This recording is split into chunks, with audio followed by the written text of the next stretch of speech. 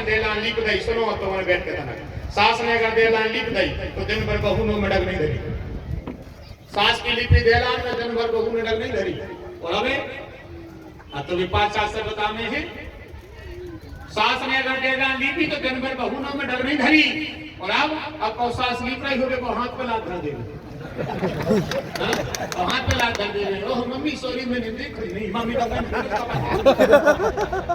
अब ये मर्यादा विचार करो साहब आप कितनी मर्यादाएं थी हमारी कोई तो सत्य नहीं गई ये मेरे युवा साथी खड़े हैं एक बात तुम्हारे लिए भी है आप अभी कभी घर जाकर पूछना हल्को भज्जा कर कदा की बरोबरी पे है तो बड़े भज्जा ने कब अपनी पत्नी से बात नहीं करी उसके सामने हल्को भज्जा कर कदा की बरोबरी पे है तो बड़े भज्जा ने कभी अपनी पत्नी से बात नहीं करी तुम्हारी भाभी से ऐसी कह दे तुम्हारे भज्जा से ऐसी कह दे ऐसी भाषा चलती थी उसमें हमारी मर्यादा थी हमारे संस्कार तुम्हारे सिद्धांत यही तो हमारी हिंदू पद्धति है यही हिंदू पद्धति है बड़े भज्जा ने पत्नी से बात नहीं करी हल्के भज्जा के सामने बाप मतारी की तो कह बैठे और अब पता है क्या हो रहा होता ही पापा बैठे होता ही नानी बैठी होता ही जेठ बैठे होता ही जेठानी बैठे होता ही सब बैठे लेकिन ही ना तुम्हें बताई ही ना जी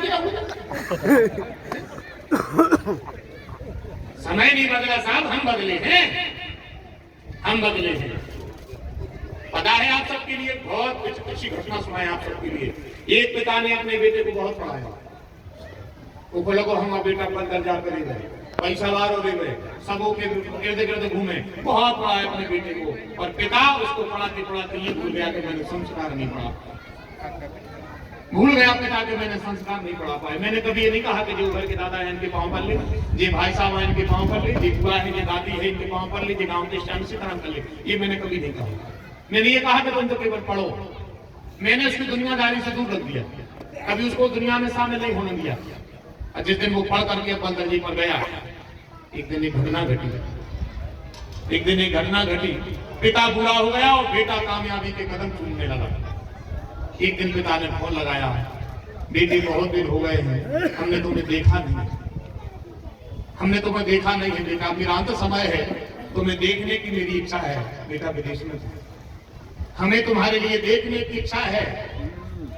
बेटे ने फोन करके कह दिया कि अभी हमारे पास टाइम नहीं हम तुम्हारी दवा की व्यवस्था करा देते हैं बोले बेटे हमें दवा की जरूरत नहीं है अंत समय मुझे तेरी जरूरत है मुझे तुझे देखना है बेटे ने कह दिया मैं नहीं आ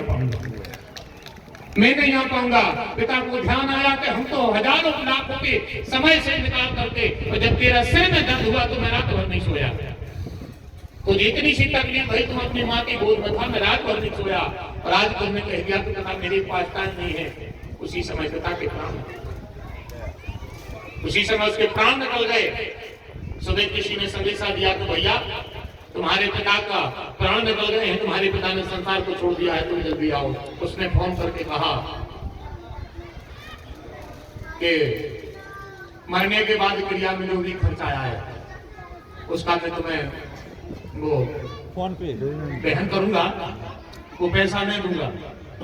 और तुम उनको जला देना और जो भी खर्चा याद हो मैं तुम्हारी मजदूरी जोड़ लीजिए उसने कहा कि दिया भर पानी में डूब गए अब तुम जाओ अब हमें तुमसे कोई मतलब नहीं है जो अपने पिता का नहीं हुआ वो संसार में किसी का क्या होगा और हिंदू धर्म हमारा पिता है अगर होते न भाई तो फिर कौन